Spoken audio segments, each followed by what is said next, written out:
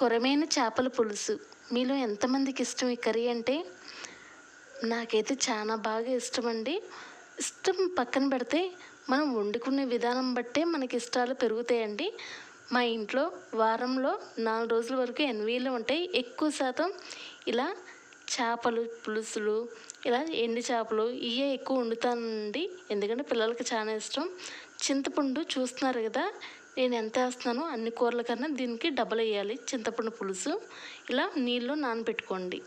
ఇప్పుడు నేను ఒక కళాయి తీసుకొని కొద్దిగా ఆయిల్ వేసుకొని అల్లం వెల్లుల్లి గరం మసాలా పేస్టు ఎంత వేస్తున్నా చూస్తున్నారు కదా, నేను వీడియో పంపిస్తాను మీకు, ఒకసారి చూడండి నేను ఎలా రుబ్బుకుంటాను అని.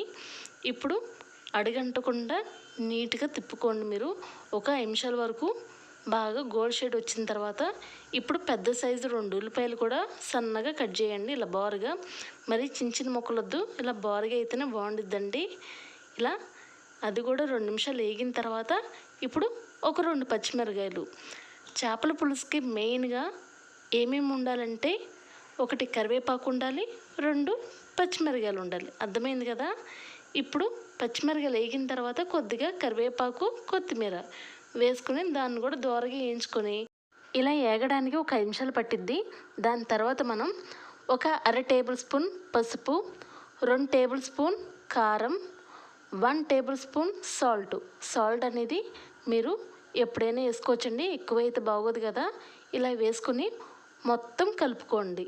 ఇలా బాగా ఒక 5 నిమిషాల వరకు అడుగంటకుండా చిన్న మంట మీద పెట్టుకొని, ఇప్పుడు చింతపండు రసం వేసుకునే తర్వాతే మీరు హై ఫ్లేమ్లో పెట్టుకోవాలి. అప్పుడు వరకు మీరు సన్న మంట మీద పెట్టుకోండి. అర్థమైంది కదా. ఇప్పుడు మొత్తం చింతపండు రసం చేత్తో బాగా పిండుకొని దాంట్లో వేసేయండి. మీకు ఎన్ని నీళ్ళు కావాలో అన్ని నీళ్ళు తగ్గట్టు వేసుకోవాలి. అంటే 1 కేజీ చేపలు అయితే ఈ మాదిరిగా సరిపోతాయండి. ఇప్పుడు బాగా మసిలిన తర్వాత ఇప్పుడు ముక్కలన్నీ వేయాలి.